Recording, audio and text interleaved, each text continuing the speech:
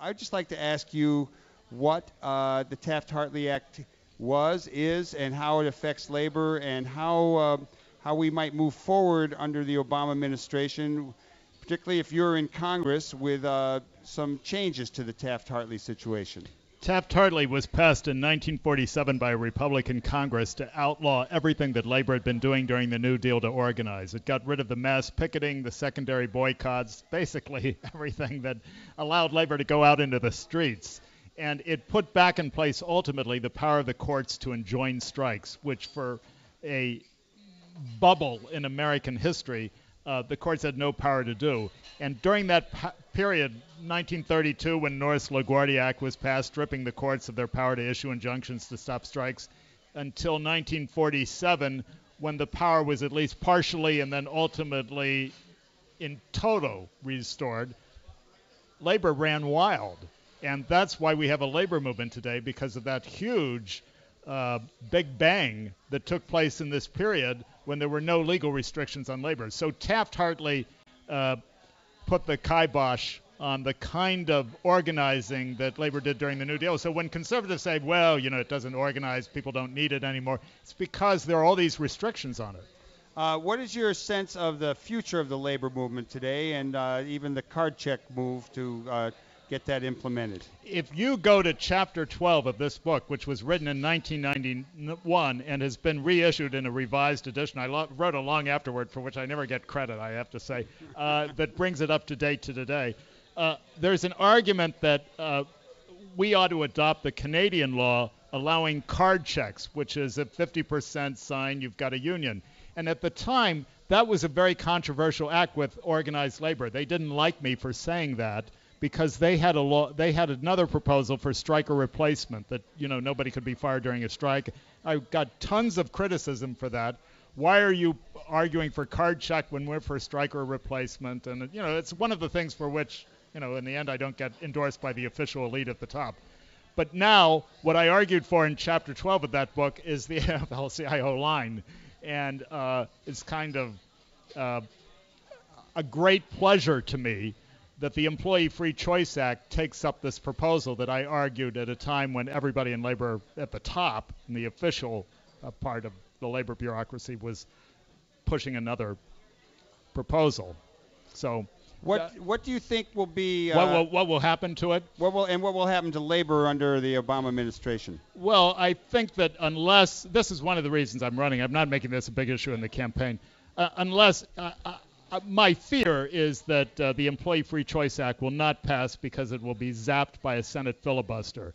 And the best way, I'm not predicting that this is the only way, but the best way to get labor law reform in the country is for the labor movement and President Obama to go to 50 Democratic senators, just 50 of them, 51 Democratic senators, and ask them to change Senate Rule 22, which is purely an in-house rule that allows for a filibuster for all legislation not otherwise exempted from the rule, and say either get rid of Senate Rule 22 altogether, which I strongly favor, or just exempt labor law bills from Senate Rule 22, which allows for the filibuster. Michael, why do we get trade bills passed? Because trade bills have been made exempt from Senate Rule 22. Why? Just because they did it. The business community doesn't want filibusters of trade bills, so there are no filibusters of trade bills. Well, labor should come forward and say, well, the business community doesn't want filibusters of trade bills. We don't want filibusters of labor law reform bills. Oh, no, we can't do that. As long as labor allows the filibuster and allows the Democratic Party to sanction a filibuster of labor law reform, we're not going to get labor law reform, is my fear. Tom, tell us about your other book that was just released in paperback. Just released in paperback is See You in Court, How the Right Turned America into a Lawsuit Nation. And the reviewers described the book as an answer to Philip Howard's book, The Death of Common Sense, that this is an explanation of why, in fact, we're all in court, not because we're too liberal or too right-conscious, but because, in fact, we don't have any rights. The deregulation has actually made the law more insecure and has liberated the business community to bring gazillions of collection cases, which are clogging our courts. there are approximately, about a year ago, there were something like 175,000 collection and or mortgage foreclosure cases pending in the Circuit Court of Cook County. That's one single county court in one of the 50 states. A big one, but just one county court. That number I would extrapolate now because of the meltdown to be somewhere well over 200,000. And that is very close to being one collection-related or debt-related lawsuit for every registered Democratic voter in the 5th District. And that number is going up exponentially. It's like double from where it was in 2000. And after the meltdown, I think it's going to be up there somewhere near 225,000 very shortly, maybe in the next year or two. Tom Geoghagen, I want to thank you for coming on the show. That would be www.tom09. Tom09.com.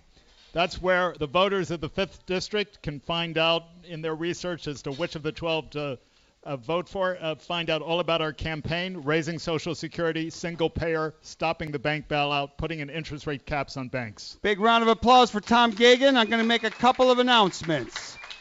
On Saturday, February 28th at the No Exit Cafe, the Nation Guide to the Nation, having a big party. That's the same nation that has spoken so highly of our guest, Tom Geoghagen.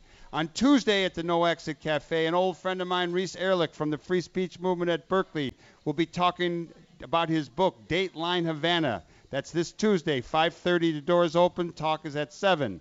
Over at Loyola Park, America Celebrates the Family, the 9th annual Black History Month event, February 22nd. That's Sunday. That's tomorrow, 11 to 3. Free admission. Okay, I got to do a few thank yous here. I want to thank our producers, Laura Herman. I want to thank our on-site engineer, our videographer, Wevin West. I want to thank our in-studio engineer, Susan Dunn. Our co-hosts, besides myself, Michael James. We wanted to thank Katie Hogan and Lisa Smith. And our new fellow on the scene is Matt no, I can't pronounce that. How do you say that, Matt?